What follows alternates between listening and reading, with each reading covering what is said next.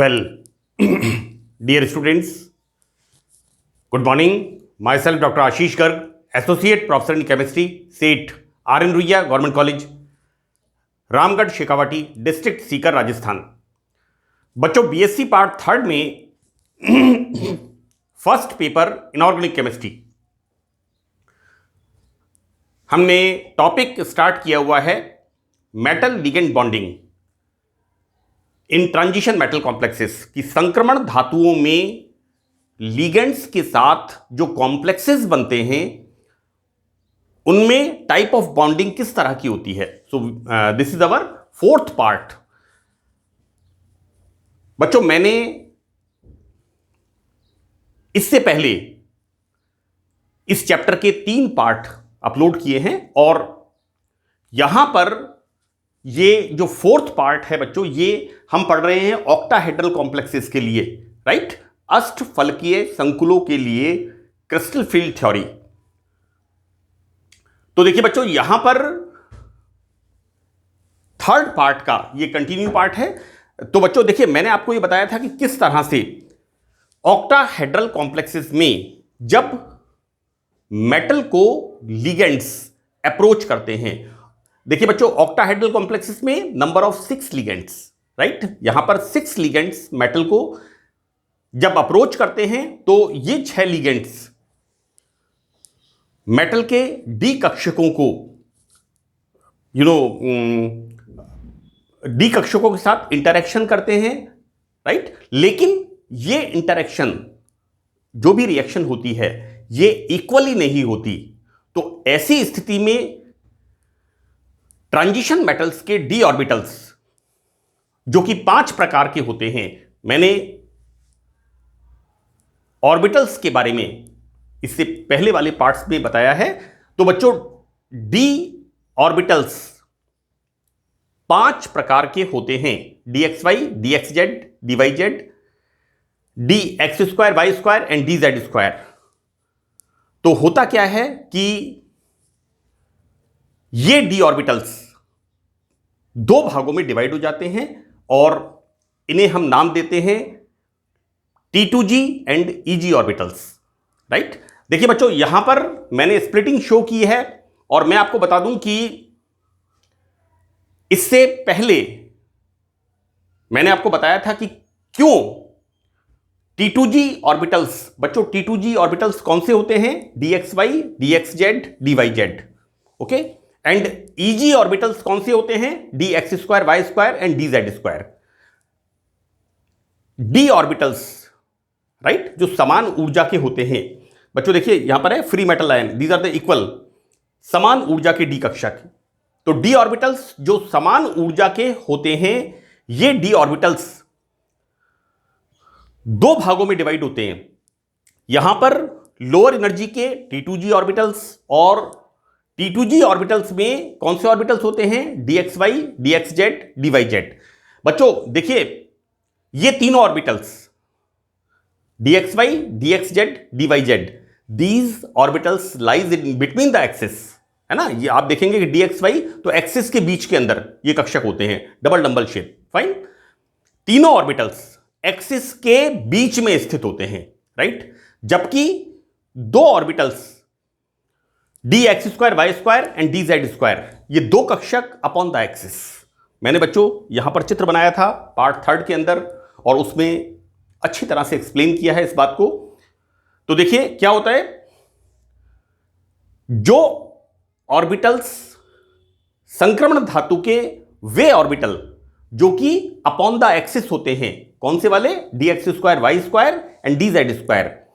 तो ये कक्षक लिगेंड जब मेटल को अप्रोच करता है तो ये कक्षक ज्यादा प्रतिकर्षण महसूस करते हैं और इनकी ऊर्जा बढ़ जाती है, राइट। देखो बेटा, यहां पर EG orbitals dx2, y2 and dz2 and these are the T2G orbitals, 3 orbitals.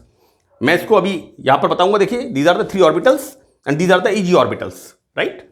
तो इस प्रकार यहां पर हम देखते हैं कि डी ऑर्बिटल्स जो कि एक समान ऊर्जा के होते हैं, ये 2 भागों में बढ़ जाते हैं। बच्चों यहां पर मैंने पार्ट थर्ड में एंड में कहा था कि मैं इसका नेक्स्ट पार्ट 4 के अंदर बताऊंगा। तो हम स्टार्ट करते हैं कि देखिए यहां पर ऑक्टाहेड्रल लिगेंड क्षेत्र में क्या होता है कि डी कक्षक दो अलग अलग ऊर्जा वाले भागों में बढ़ जाते हैं। सी यहां पर इस तरह से देखो बेटा, ऑक्टाहेड्रल क्षेत्र का मतलब क्या हुआ कि जब ऑक्टाहेड्रल कॉम्प्लेक्स बनता है, ऑक्टाहेड्रल कॉम्प्लेक्स बनने का मतलब क्या हुआ कि जब मेटल को 6 लिगेंड्स अप्रोच करते हैं, राइट, कोऑर्डिनेशन नंबर 6 हो गया। और हम यहां पर कॉम्प्लेक्सेस, इन कॉम्प्लेक्सेस को हम किससे बता रहे हैं बच्चों? कॉम्प्लेक्सेस को यहां पर हम बता रहे हैं क्रिस्टल फील्ड थ्योरी के हिसाब से। इनको हम एक्सप्लेन कर रहे हैं कि किस तरह से इनकी बॉन्डिंग होगी, करेक्ट। तो ऑक्टाहेड्रल फील्ड में यानी मेटल को जब ट्रांजिशन मेटल को जब 6 लिगेंड्स अप्रोच करते हैं तो ट्रांजिशन मेटल के 5 ऑर्बिटल्स कौन से? डी ऑर्बिटल्स, है ना। अगर फर्स्ट ट्रांजिशन सीरीज है तो 3d orbitals, second transition series है तो 4d ऑर्बिटल्स, फाइन। तो ये दो भागों में बढ़ जाते हैं। देखो बेटा यहां पर ये 5 ऑर्बिटल्स कौन से हैं? dxy, dxz, dyz, dx2y2, dz2। आपको इसी तरह बनाना है, लिखने की जरूरत नहीं है। मैंने इसलिए नहीं लिखा है क्योंकि ये बड़ी कॉमन सी बात है, आपको आना चाहिए, है ना। इट इज अंडरस्टूड कि आपको, और अगर आप ये डायग्राम बनाते हैं तो यहां पर ये क्लियर है, इसमें लिखने की कोई जरूरत नहीं है, फाइन। ये आपको पता होना चाहिए कि डी ऑर्बिटल्स 5 तरह के होते हैं और इनका शेप कैसा होता है, क्योंकि डी ऑर्बिटल का शेप बच्चों हम 11th 12th क्लास में अच्छी तरह से पढ़ते हैं, है ना। ये आपकी 15th क्लास है, हम बीएससी पार्ट 3rd, बहुत सीनियर क्लास है, लेकिन फिर भी मैंने पार्ट 3rd के अंदर इन ऑर्बिटल्स के स्ट्रक्चर्स बना के एक्सप्लेन किया है। तो बच्चों देखिए, मेटल जब फ्री होती है तो फ्री मेटल आयन उसके डी ऑर्बिटल्स, 5 ऑर्बिटल्स, जैसा मैंने आपको कहा, dxy, dxz, dyz, dx2y2 and dz2, ये 5 ऑर्बिटल्स इक्वल एनर्जी के, समान ऊर्जा के डी कक्षक, राइट। जब ऑक्टाहेड्रल कॉम्प्लेक्स बनता है यानी 6 लिगेंड्स मेटल को अप्रोच करते हैं, तो यहां पर ये 5 कक्षक ये कैसे हो जाते हैं? डिवाइड, कुछ हायर एनर्जी उच्च ऊर्जा के, कुछ निम्न ऊर्जा के। बच्चों देखिए यहां पर मेटल आयन ऑक्टाहेड्रल क्षेत्र में, right, when octahedral complex is formed, 6 ligand approaches to the metal, transition metal, क्या हो रहा है? T2G orbitals, see 1 2 3, dxy, dxz, dyz। T2G orbitals कम ऊर्जा के होते हैं। Next is the EG orbitals, right, see dx2y2 and dz2, कोई भी हो सकता है, फाइन। ये 2 ऑर्बिटल्स। वैसे EG ऑर्बिटल्स में भी स्प्लिटिंग होती है, मैंने कह दिया कोई भी हो सकता है, होता क्या है? EG ऑर्बिटल्स में भी स्प्लिटिंग होती है। मैंने आपको बताया कि EG ऑर्बिटल्स 2 तरह के होते हैं, dx2y2 एंड dz2। देखो बेटा, dx2y2 ऑर्बिटल को लिगेंड 4 तरफ से अप्रोच करता है, x y -x -y, जबकि dz2 परपेंडिकुलर, है ना। तो इसमें दैट इज क्या होता है, इसके अंदर जब 2 तरफ से अप्रोच करता है z एंड -z, तो ऐसी स्थिति में EG ऑर्बिटल्स में भी, मैं आपको बताऊंगा फ्यूचर में इनकमिंग लेक्चर्स में कि इनके अंदर भी 2 भागों के अंदर, यहां पर EG ऑर्बिटल्स में dz2 की एनर्जी, इसमें भी स्प्लिटिंग होती है। मेरा कहने का मतलब यह है कि यहां पर भी स्प्लिटिंग होती है और यहां पर dz2 लोअर एनर्जी के होते हैं एंड dx2y2 हायर एनर्जी के होते हैं। एनीवे, हम इसको आगे डिस्कस करेंगे। तो देखिए, दोनों प्रकार के डी कक्षकों में, दोनों प्रकार के कौन से? We categorize in 2 type, T2G orbital and EG orbital. तो दोनों प्रकार के डी कक्षकों की ऊर्जा का अंतर, दिस इज डेल्टा जीरो और 10 dq द्वारा प्रदर्शित। सो दिस इज द, मैं आप बताता हूं इसको, दिस इज द CFSE। हम डेल्टा जीरो की बात करेंगे, this is the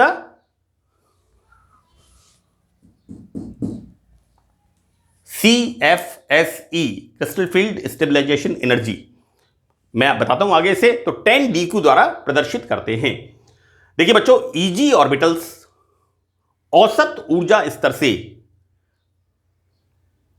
+0.6 delta zero ऊपर होते हैं। सी दिस इज द मैंने लिखा नहीं है इसके अंदर,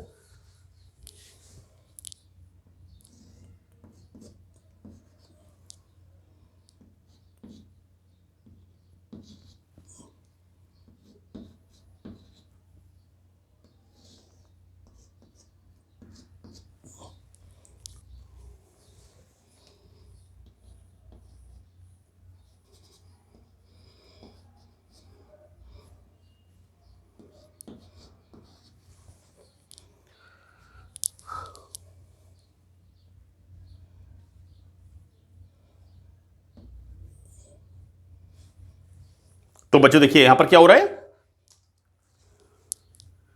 Eg ऑर्बिटल्स औसत ऊर्जा स्तर से +0.6 डेल्टा जीरो ऊपर होते हैं। बच्चों ये इसके गैप पे बच जाइएगा, ये मैंने प्रेजेंटेशन आपको बता दिया है। तथा T2G ऑर्बिटल्स औसत ऊर्जा स्तर से 0.4 डेल्टा जीरो, ये बच्चों एनर्जी इनकी कम होती है, यहां पर निम्न ऊर्जा के होते हैं। ये उच्च ऊर्जा प्लस में एनर्जी है, हायर एनर्जी माइनस में एनर्जी है, this is the lower energy. हम इसको किस तरह से दिखाते हैं बच्चों, देखिए निम्न ऊर्जा चित्र से इनको हम दर्शाते हैं। तो बच्चों देखिए यहां पर क्या हो रहा है, ये प्रेजेंटेशन क्या है, ये प्रेजेंटेशन शो कर रहा है कि फ्री मेटल आयन में 5D कक्षक इक्वल एनर्जी के होते हैं, लेकिन जब ऑक्टाहेड्रल फील्ड में किस तरह से 6 लिगेंड्स अप्रोच करते हैं, ये दो भागों में डिवाइड होते हैं, T2G एंड Eg ऑर्बिटल्स, इनके बारे में मैं बता चुका हूं। अब हम यहां पर देखते हैं दीज 5 ऑर्बिटल्स। बच्चों देखिए सममित क्षेत्र में धातु आयन के D कक्षकों की औसत ऊर्जा, this is the energy, right. और इस जगह पर क्या हो रहा है, ऑक्टाहेड्रल फील्ड।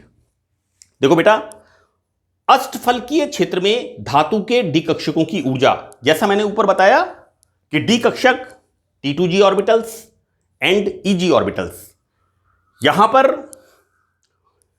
Eg ऑर्बिटल्स कितना +0.6 डेल्टा जीरो, एंड ये वाले ऑर्बिटल्स इनकी ऊर्जा हायर होती है, इनकी ऊर्जा T2G कक्षकों की एनर्जी -0.4 DQ ऊर्जा कम होती है। इनकी ऊर्जा कम क्यों होती है, क्योंकि यहां पर ये कक्षक DXY, DXZ, DYZ, these orbitals lies in between the axis के बीच में होते हैं। तो इनको मोटी मोटी बात बच्चों देखो ऐसा है कि जो D कक्षक होते हैं, क्योंकि लिगेंड जब बॉन्ड फॉर्म करता है, मैंने ऑक्टाहेड्रल स्ट्रक्चर बनाया था, तो लिगेंड अप्रोच करता है एक्सिस के ऊपर, अक्ष के ऊपर, डायरेक्शनल बॉन्डिंग, स्ट्रॉन्गर बॉन्डिंग, हमें पता है इस बात का, राइट। तो बच्चों देखिए जो orbitals in between the axis होते हैं उन्हें कम इंटरेक्शन फेस करना पड़ता है, तो उनकी एनर्जी कम होती है, और जो लिगेंड्स अपॉन द एक्सिस होते हैं उनकी एनर्जी ज्यादा होती है, क्योंकि उनको रिपल्शन द इंटरेक्शन रिपल्शन ज्यादा होता है, राइट। तो बच्चों इस तरह से हम क्रिस्टल फील्ड सिद्धांत में बताते हैं कि किस तरह से D कक्षक पार्टिसिपेट करते हैं। यहां पर हमने देखा है, देखो बच्चों यहां पर डेल्टा जीरो या 10 DQ, बच्चों this is the CFSE, this is the crystal field stabilization energy. इसका मान 3 फैक्टर्स पर डिपेंड करता है। Number 1, nature of the ligand, ligands की प्रकृति। Number 2, charge on the metal ion, धातु आयन के ऊपर आवेश, राइट। नंबर 3, मेटल किस ट्रांजिशन सीरीज की है, धातु प्रथम, द्वितीय या तृतीय संक्रमण श्रेणी की है। तो 3 फैक्टर्स बच्चों यहां पर डिपेंड करते हैं। See this value, this splitting, ये जो स्प्लिटिंग होती है एनर्जी का, lower energy, higher energy, splitting in the D orbitals, right. तो ये डिपेंड किस पे करता है बच्चों? This depends on these three factors, nature of the ligands, धातु आयन पर आवेश, और तीसरा धातु प्रथम, द्वितीय या तृतीय संक्रमण श्रेणी की है। फाइन। देखो बच्चों, लिगेंड्स की धातु के डी कक्षकों को विभाजित करने की क्षमता, ligand is stronger, ligand is weaker. देखो बेटा, हमने वैलेंस बॉन्ड थ्योरी में क्या देखा था? वैलेंस बॉन्ड थ्योरी में देखा था कि साइनाइड लिगेंड जब किसी मेटल को अप्रोच करता है, मैं एक कॉमन एग्जांपल दे रहा हूं, बीएससी पार्ट सेकंड में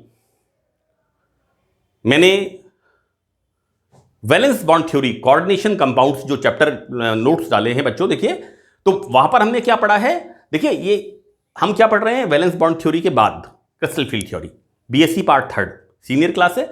वहां पर मैंने बताया था कि लिगेंड अगर स्ट्रॉन्गर है तो 3D कक्षक के इलेक्ट्रॉन्स में युग्मन हो जाता है और इनर ऑर्बिटल कॉम्प्लेक्स फॉर्म होते हैं, राइट।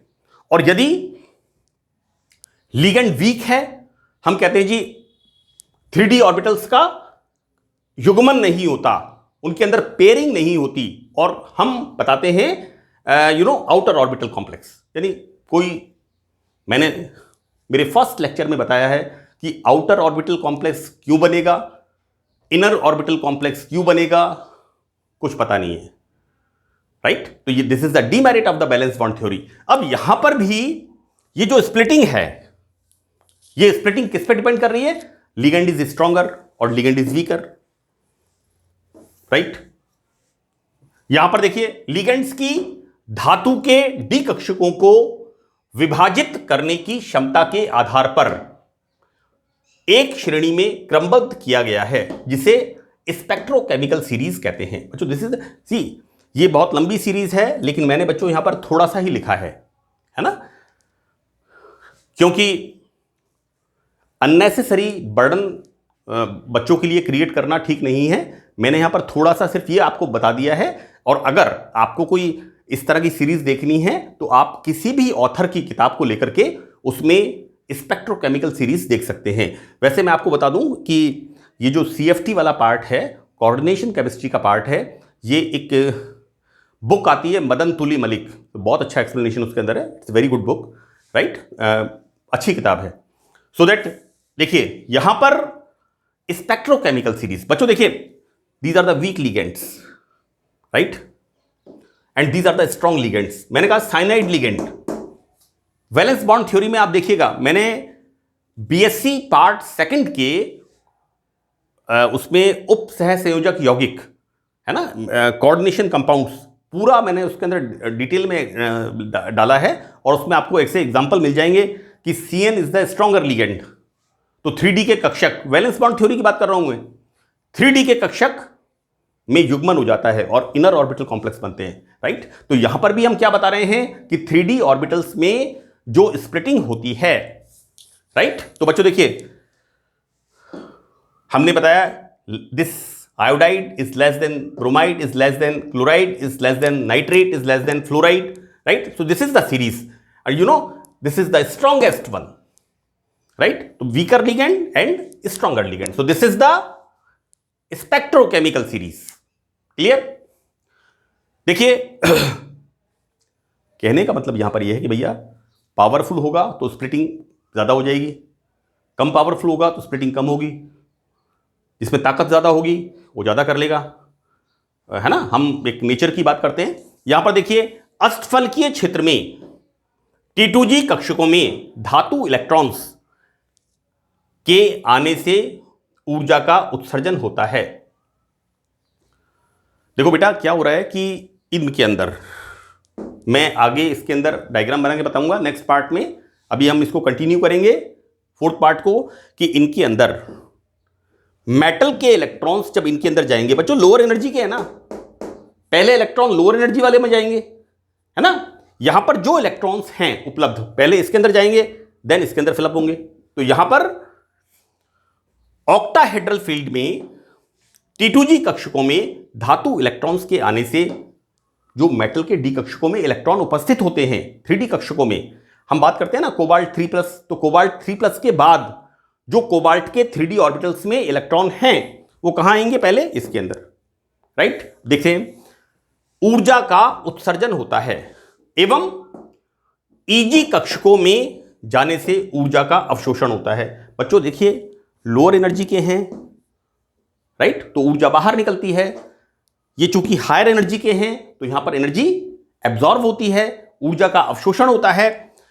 अतः यदि सभी T2G एंड EG कक्षक इलेक्ट्रॉन्स द्वारा समान रूप से नहीं भरे हैं, और किसी में भी समान रूप से नहीं भरते, है ना, समान रूप से नहीं भरे हैं बच्चों, कॉम्प्लेक्स तभी बनेगा जब d ऑर्बिटल खाली होंगे, है ना, क्योंकि हम बात कर रहे हैं ऑक्टाहेड्रल कॉम्प्लेक्स, राइट। तो समान रूप से भरे हैं तो तंत्र में समान रूप से नहीं भरे हैं, है ना। देखिए बच्चों, see these are the T2G orbitals and these are the EG orbitals, तो ये इक्वली नहीं भरेंगे, क्योंकि यहां पर जो मेटल आयन है, ट्रांजिशन मेटल आयन है, उसके अंदर आयन बच्चों +3 +2 whatever it is, electrons पहले इसमें आएंगे। अब यहां पर ये T2G एंड EG ऑर्बिटल्स ये समान रूप से भरे हुए नहीं होंगे,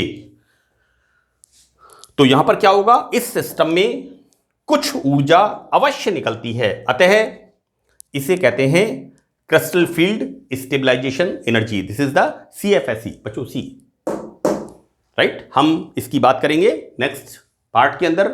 ये मैं आपको फिर बता दूं, पार्ट 3 से मैं ऑक्टाहेड्रल कॉम्प्लेक्सेस के लिए